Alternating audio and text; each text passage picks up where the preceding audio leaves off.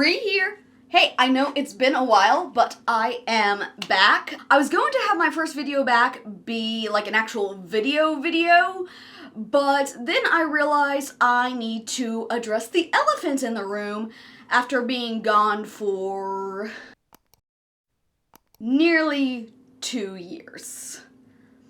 So I got really into my own head about the content that I was creating.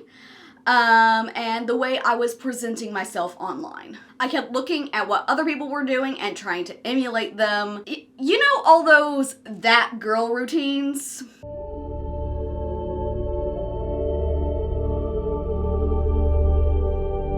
Yeah, I was trying to be that.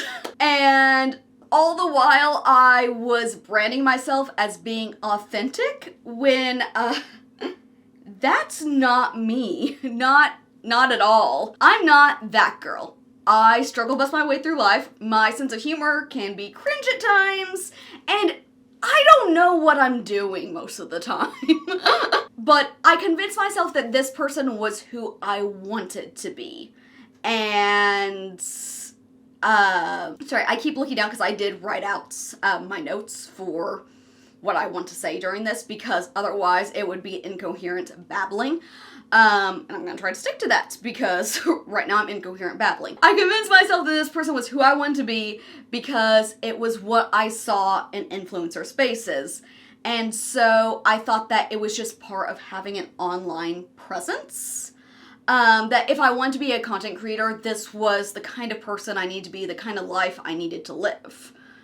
It was just part of the package, which makes absolutely no sense because I watch plenty of content creators who aren't like that, but still, the brain picks weird things to latch onto, and inevitably it's going to pick something that will end up f***ing with you. And this is no hate to anyone who, well, okay, actually, let's be real here, no one is that girl.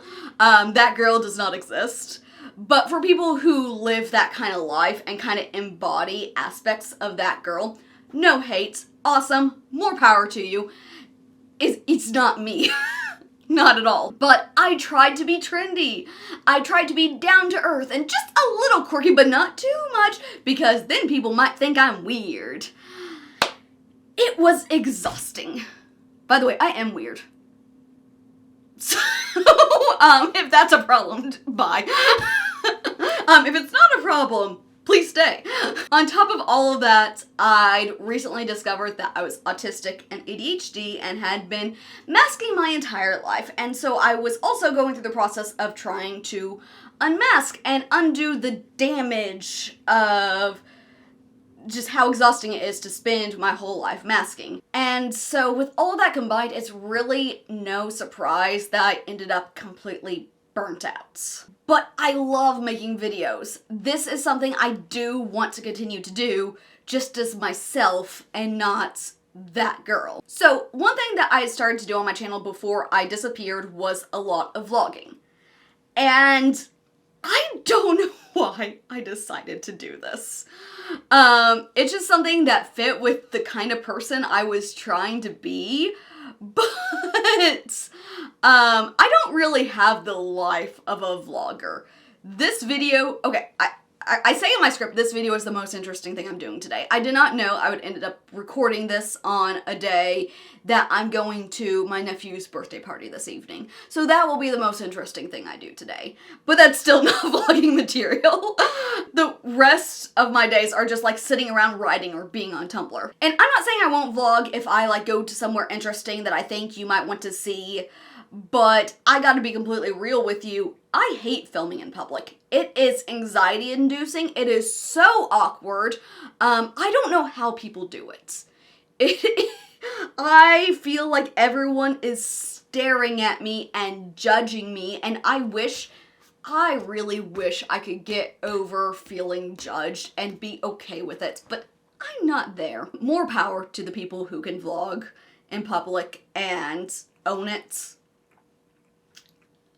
I feel so awkward. And for some reason, I decided to make that awkwardness a huge part of my channel.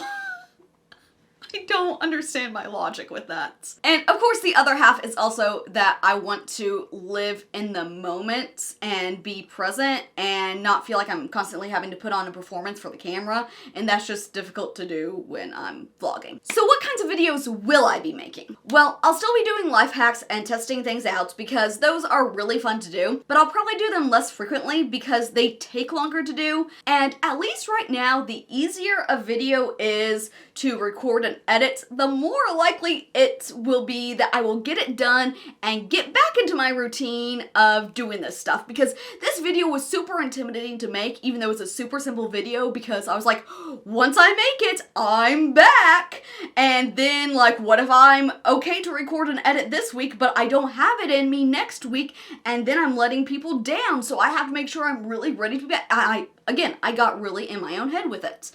And so the simpler a video is, the more likely it will be to do, because I am still in an era of healing and recovery. And it's the same story for challenges and DIY stuff. I love doing that stuff, but it probably won't be a huge part of the channel just because they are more involved videos. I'll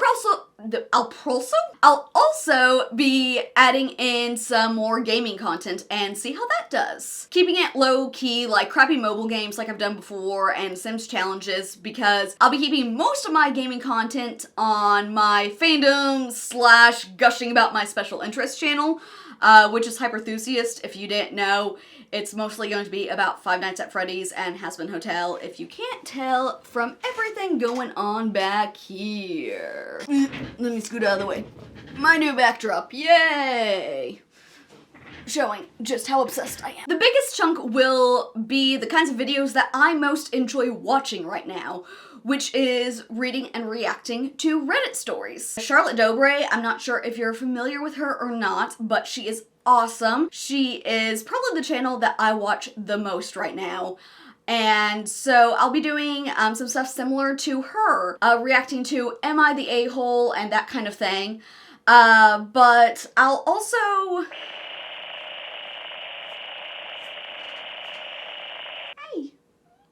I got distracted by my cat. Oh, it's time to take my next dose of Adderall soon. Thank you for that reminder. Where was I? You can expect to see those kinds of things. Oh, but... this video was going to be much more composed than this. But I feel like this is an authentic coming back video, so I think it's very fitting, actually. I'll also be doing videos ranking like experiences and ideas, like hot takes and embarrassing moments on a tier list, that kind of thing. I've seen that before and I think it's fun to do, and basically I have opinions. And I'm going to share them. That sounded like a threat. I'm going to share my opinions whether you want me to or not. Speaking of, I'd originally wanted this video to go into reacting to relatable female experiences. Those kind of awkward stories that you see online that make you realize, oh hey, I'm not alone in this. I thought it would be on theme and would give me the opportunity to go into some of my awkward stories and just kind of, like I said, it would lean into the whole unfiltered rebrand. But the thing was, I couldn't find any good stuff to react to. So, this is an open call for help.